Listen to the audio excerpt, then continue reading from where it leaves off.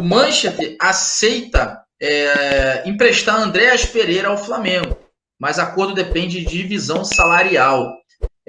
Vontade do jogador faz a diferença e clube inglês não se opõe à liberação por uma temporada. Valor de compra e percentual de cada clube que vai arcar seguem em debate. Então tá nessa situação de definir quanto que o Manchester vai pagar e o Flamengo vai pagar. Informação aí do Caê Mota e do André Hernan, do GE, tá? Seguinte, o Flamengo caminha bem para acertar o seu segundo reforço vindo da Premier League na janela. O Manchester já sinalizou positivamente para a liberação de Andréas Pereira por empréstimo de uma temporada, mas as condições para a transação ser concluída ainda são debatidas. Brasileiros e ingleses negociam o valor de compra estipulado ao término do contrato e, principalmente, a divisão no pagamento dos salários do belga com nacionalidade brasileira. As partes envolvidas tratam a negociação com muito otimismo e consideram questão de tempo para o acerto. Por outro lado, entendem que os detalhes finais não são simples e dependem de uma costura muito bem amarrada para que a concorrência europeia não atrapalhe o andamento do negócio. O Flamengo, tal qual como aconteceu com Kennedy, tenta acelerar as tratativas a tempo de inscrever o jogador na Copa do Brasil. O prazo se encerra na próxima terça-feira.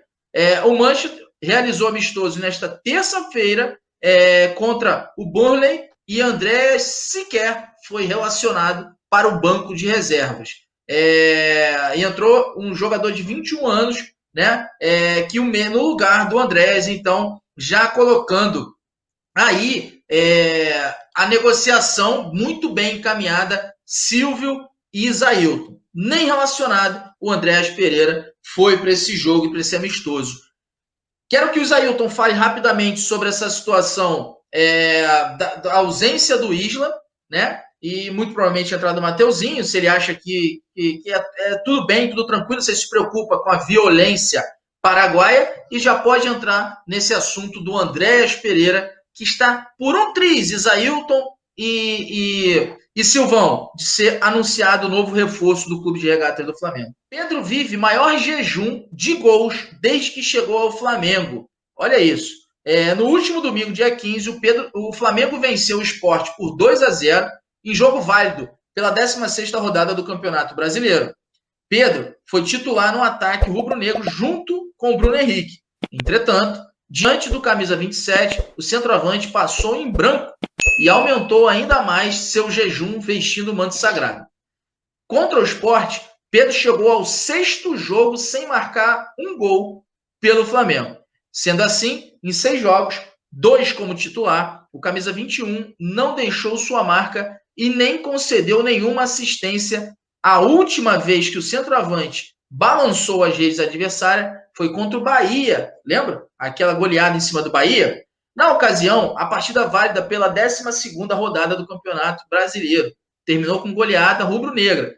Na época, o Flamengo venceu o Bahia por 5-0. Além do Pedro, Gabriel Barbosa, o Gabigol, balançou as redes tricolores em 3 oportunidades e Vitinho encerrou a conta.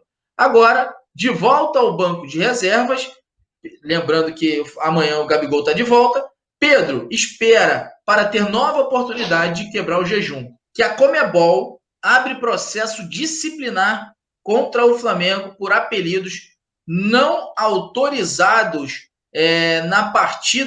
nas camisas, na partida contra o Olímpia. A entidade ainda se corrigiu e liberou a participação do doutor Márcio Tanuri na partida da próxima quarta-feira contra o Olímpia, no estádio Mané Garrincha, em Brasília. A Conmebol abriu processo disciplinar contra o Flamengo por conta de 3 apelidos não autorizados nas camisas de Gabi, Vitinho e Mateuzinho, durante a partida contra o Olímpia em Assunção, em que o time venceu por 4-1. Segundo o documento, o delegado da partida, o equatoriano, o Selim, percebeu a inconformidade durante a checagem da equipe visitante. A Conmebol dá ao departamento jurídico do Flamengo até quinta-feira para apresentar defesa. No mais, o documento da Conmebol ainda informa que o delegado do jogo relatou que um membro da comissão entrou em campo logo após o sorteio entre os capitões para dar hidratação e atenção aos jogadores, o que também vai contra as regras expostas no manual do clube da Libertadores 2021. E a Conmebol, ela corrigiu e liberou o Dr. Tanuri. Após o jogo de ida contra o Olímpia em Assunção, a Conmebol publicou o documento informando a expulsão do Dr. Márcio Tanuri, médico do Flamengo, conforme o Lance publicou, e o clube comunicou o erro à entidade, afirmando que quem havia sido expulso era o fisioterapeuta Márcio Puglia. A Conmebol corrigiu a informação e o chefe do departamento do Flamengo está liberado para o próximo jogo contra o Olímpia amanhã, em Brasília. O fisioterapeuta Márcio Puglia, por sua vez, não poderá trabalhar na partida. O ataque do Flamengo tem pelo menos 15 gols de vantagem em relação a todos os clubes da Série A na temporada. E aí, colecionador de números invejáveis nos últimos anos, o incansável ataque do Flamengo se encaminha para outra temporada emblemática. Com 96 gols em 43 jogos, o setor ofensivo rubro-negro é, com sobras, o mais efetivo do futebol brasileiro até o momento. É também o único a ultrapassar a marca de 90 bolas na rede em 2021. Com 96 gols, o ataque do Flamengo é seguido por Grêmio, com 81, São Paulo, com 80 e Bahia, com 77. Mesmo número de Palmeiras, tido como principal ameaça ofensiva ao rubro-negro, o Atlético Mineiro ocupa apenas a 6ª posição no ranking.